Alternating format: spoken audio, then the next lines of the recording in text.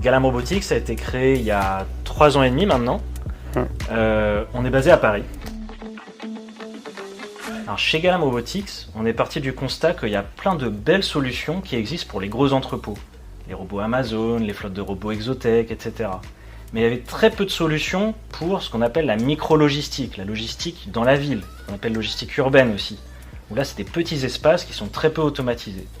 C'est pourquoi on a inventé une technologie qu'on a appelée TAC-WAN, qui est une machine qui permet de stocker tout type de produits et qui ressemble à un Rubik's Cube géant. Galam Robotics, c'est un projet qui consiste à fabriquer un robot modulaire, tridimensionnel, qui permet de déplacer des marchandises dans les 3 dimensions. Ça fonctionne à partir d'un algorithme spécial qui se base sur le jeu du taquin. Et on a développé cet algorithme pour faire en sorte qu'il fonctionne dans les 3 dimensions pour apporter des marchandises. C'est un concentré de technologie. Quand j'étais ado, j'ai regardé un film qui s'appelle Terminator 2. Alors Terminator 2, c'est un peu particulier comme film, mais il y a un robot qui est très très intéressant dedans, c'est le T-1000. C'est un robot qui est un peu un robot fluide, qui peut changer de forme dans le film. Et c'est extrêmement intéressant parce que avec un concept pareil, on peut avoir un robot qui s'adapte aux besoins.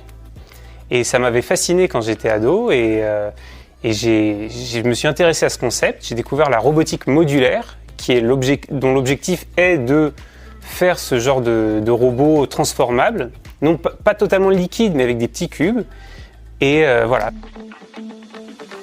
Pour ma part, les personnes qui m'ont inspiré, je dirais, c'est plutôt mes grands-parents, voilà, qui sont des exemples de valeurs de travail, d'humilité, et particulièrement dans l'entrepreneuriat, on en a besoin, donc ce serait plutôt ça mes modèles.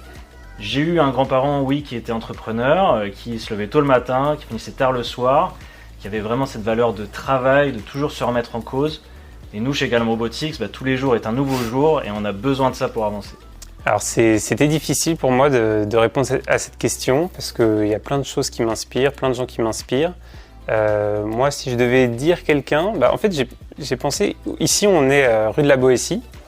Et en fait, la Boétie, c'est un écrivain qui m'a beaucoup inspiré quand j'étais plus jeune, parce que c'est quelqu'un qui est un libre penseur, et je pense qu'on a besoin de cette liberté de penser à chaque instant quand on fait de l'entrepreneuriat pour avoir des nouvelles idées. Donc voilà, je dirais la Boétie.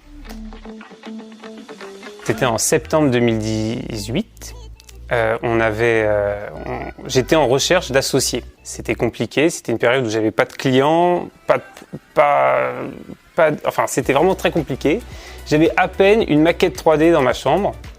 Et donc j'ai parlé à l'ancienne directrice de l'accélérateur de l'X, par laquelle j'avais été mis en relation un peu par hasard. Je lui ai dit que je cherchais un associé. Et l'ancienne directrice elle a posté un post sur LinkedIn pour dire je connais plein de gens qui cherchent des associés, contactez-moi si vous voulez. Et de mon côté, je suis en vacances avec ma belle-sœur qui voit le message, qui me dit mais Jonathan, tu cherches un associé justement, parce que moi aussi je voulais me lancer après quelques années dans l'industrie, dans l'entrepreneuriat. Là, je me dis allez, on tente. J'écris, je réponds à ce post, je tombe sur Samuel, et là on s'est rencontrés pour la première fois. C'était vraiment le hasard, quoi, le total. Pour moi, la tech du futur, c'est vrai qu'on parle beaucoup de logiciels aujourd'hui. On invente des nouveaux logiciels, des nouveaux usages, des nouveaux services. Pour moi, la tech du futur, c'est aussi du hardware. On en parle très peu, il y en a moins. Nous, ce qu'on fait chez Galam Robotics, c'est à la fois du hardware et du software. Du hardware parce qu'il y a de la mécanique, de l'électronique, c'est un vrai robot. Du software parce qu'il faut faire fonctionner tout ça, il faut en faire un service de stockage. Et pour moi, le futur, c'est vraiment d'allier les deux, le hardware et le software.